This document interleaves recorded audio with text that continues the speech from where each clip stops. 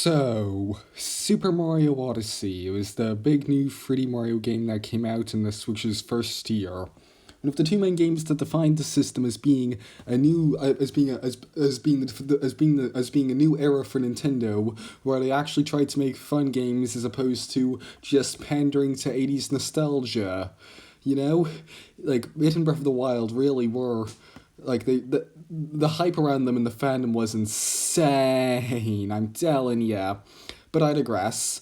One of the things that's really striking in Super Mario Odyssey is the amount of freedom of movement you have in the game. Like the amount of the amount of skill you can develop in terms of just jumping around, running around, moving around Mario is ridiculous. It's ridiculous how good at that you can become.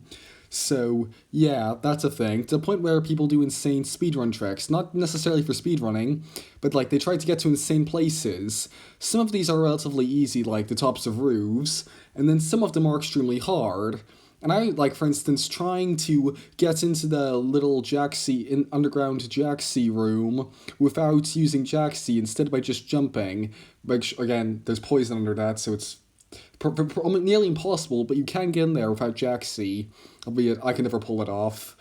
I just can't pull off the cap in midair trick. Whenever I'm about to land on the cap, Cappy moves to the side and then goes back onto Mario's head. It's really annoying. I don't know what I'm doing wrong. It's been 5 years. I still don't know. But I digress. But back in 2018, when the game was relatively new to me, I was thinking about this, and I was in Bub Lane, the Seaside Kingdom, and looked at the giant glass and was like, what if I did something like that? And then okay, so now it's quite easy to get to the top of the giant glass. You just jump into one of the fountains and it blasts you up there. But what if I was to try and get up there using a gushin? Now you see, the gushins can't go into these fountains that blast you up, and it's also the case that while it can blast itself up, it can only go so high above the last bit of ground which it was standing on. So it was actually quite an intellectually rigorous challenge. So I decided to try and do it, and after a couple hours of gameplay, I made it work. So yeah, in this video, I'm gonna recount the story to y'all. Now, for a couple quick disclaimers. If I had a sponsor, this is where the ad read would be, I guess. I don't know. Anyways, actual disclaimers. First of all, I first tried to do this in 2018, and back then I wasn't recording footage in the same way I was now. In fact, I was anticipating making a video on it. Might have been 2019, I don't know. But that was 4 years ago, so I can't really remember it. In addition, I need footage. So I went ahead and did the thing again earlier today, but now recording it. And so this video, both so I can remember it and also for footage purposes. So this video is going to be, for the story I actually tell here, is going to be some weird amalgamation of my attempts to do this in 2023 and my attempts to do this 4 years ago. So just for clarity, I want that to make that exceedingly clear, but it'll still be a good story and it'll be roughly accurate to the events of both times. So yeah, on with the video. Oh, also spoilers. I'm not gonna spoil the entire game, but I've already gone pretty in depth about the contents of the Seaside Kingdom, and in addition to some other things, as well as some post-game spoilers. So be wary, I guess, for relatively minor spoilers about a 5-year-old game. So, obviously the first part of this task involved going up to a gushin and capturing it. As in capturing, like, the thing where you do in Mario Odyssey where you throw your hat on the enemy and you possess it. Look, this is a kind of old game now, I kind of assume everyone's going to know what it is, but I'm assuming most of you know what it is. Anyway, so I had to capture a gushin, and the way the gushin works is you can shoot water out, which propels it forward at insane speeds, jet speeds even, and it can also push upwards into the air if you hold B instead of holding Y, and you can also do both at the same time. It's kind of like the flood pack from Super Mario Sunshine. That's what it's based off of. Albeit its two main catches are that one, it can only go so high above the last bit of ground or water it was standing on, as I mentioned before, and two, it has a limited water supply. Whenever it touches water, it refills, and as long as it's continuously touching water, it doesn't deplete as you use it. But if you're out of the water, and you're flying around with the gushin, then you're going to continuously lose your water supply, and eventually you'll run dry and fall to the ground. So, yeah, that's the limitations I'm working with. Now, as you can see, the gushin cannot fly to the same height from like off of the surface of the water to the same height. Cannot fly to the same height as to the top of the glass. So this is an actual task. So at first I went gushing around the kingdom, the seaside kingdom, looking for various places of height I could jump off of. Okay. Now the immediate thing I noticed that made this entirely viable was that when I touch the fountains, it being water, it does in fact refill the gushin's water supplies, which means that I can essentially use them as checkpoints for flying all around the kingdom with the gushin from various high points to other high points to eventually reach the top of the glass. And so the first place I went was the first place I could think of where there's a high amount of water where there's water pooled up at a high place, that being the volcano island. So I flew over to there. Then I went on top of the parasol because that's the highest point on the island. Obviously, I went to the hot springs to refill on water first, of course. Then I went from that and I flew over to the neighboring fountain. Then from the fountain, I flew over to the glass onto this little burr thingy handle on the side of the giant glass of soda of like carbonated water. I went to the side of that and stood on there, and of course now I could go up higher because that was higher than the side of the volcano island. I'll also note there's a power moon there.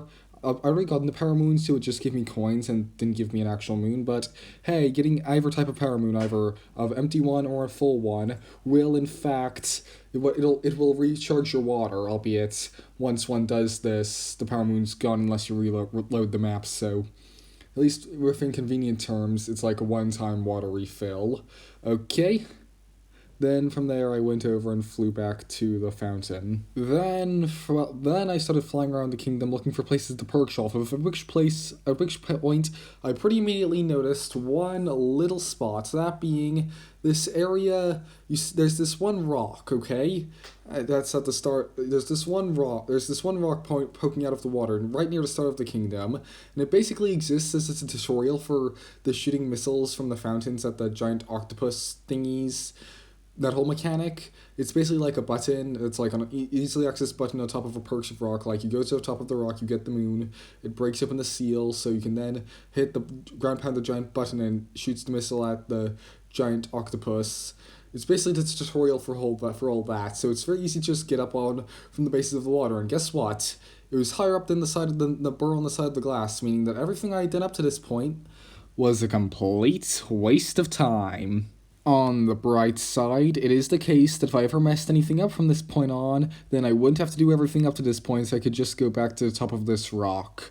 Although a lot of what I relied on from the top of this rock would be the moon, which you can only get once, but as long as you conserve water fairly well on your way up to the top, then one should be fine. Then from there, I flew over to the lighthouse, and so, yeah, that's a higher up place. Higher and higher I get. This could also be used as an exploit. Actually, no. Getting over here a lot relies on being able to recharge on water from the fountains, including the fountain, but which the fountains don't even go all the way up into the air till after you've beaten the boss.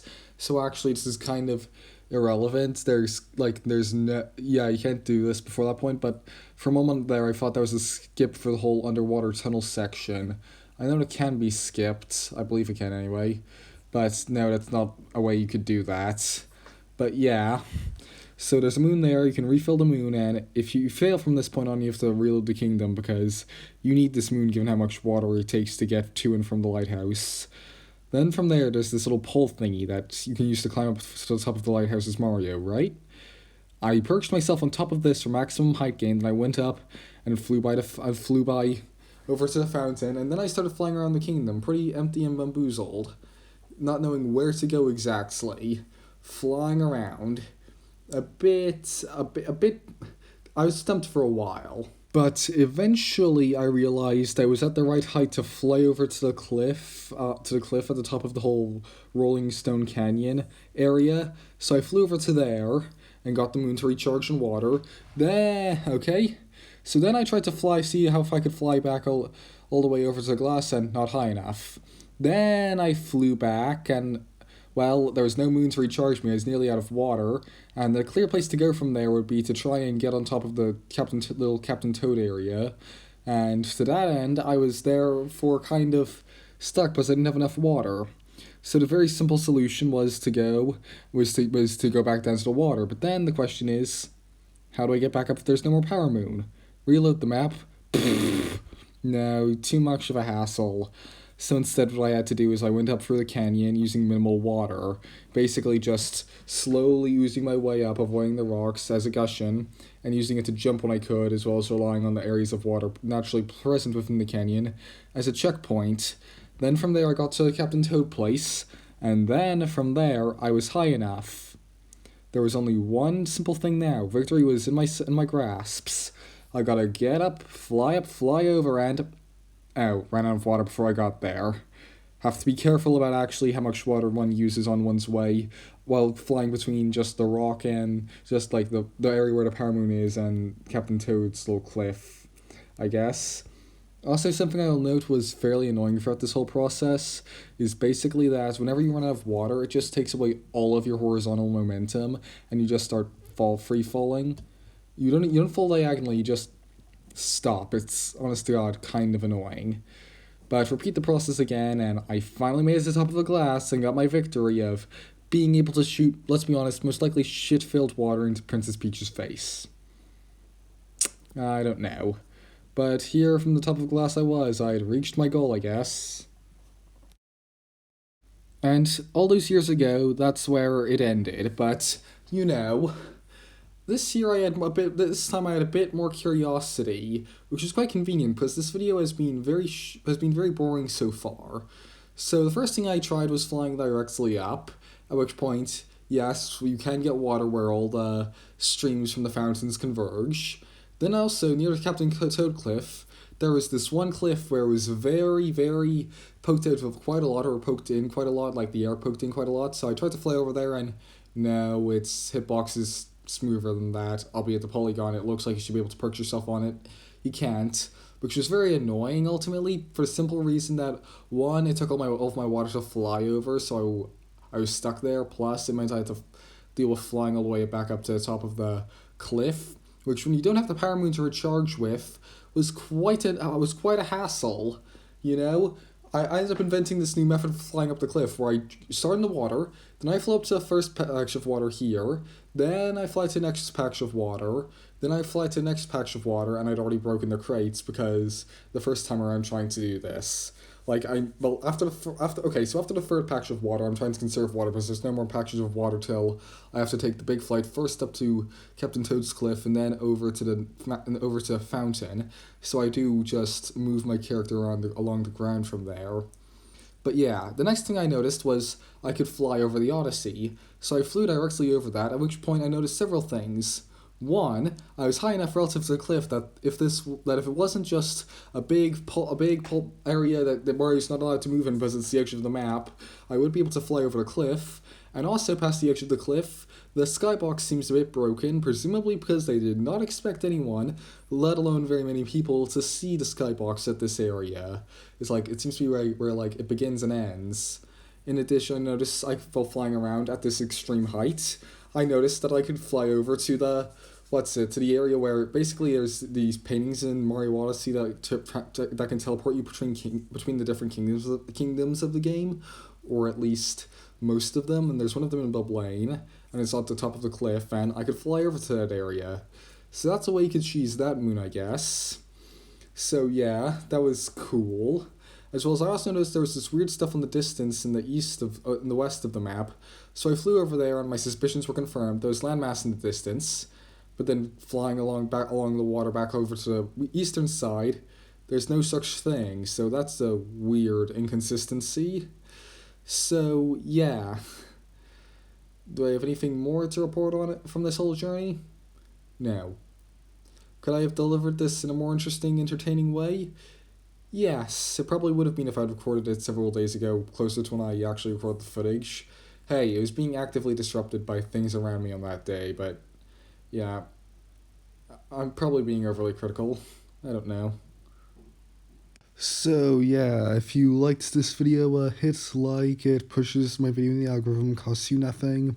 You know, it's like benefits me for making this cool video for you, which you clearly enjoyed based on the fact you watched it for 15 minutes. So yeah, please do that. Anyway, on to the outro. As you can hear, I have a cold. Well, I don't have a cold, but I have a sore throat that could possibly become a cold, like the kind of cold you stay home from school / work for. I've had sore throat like this before. There's led to that a couple times in relatively recent history. So yeah.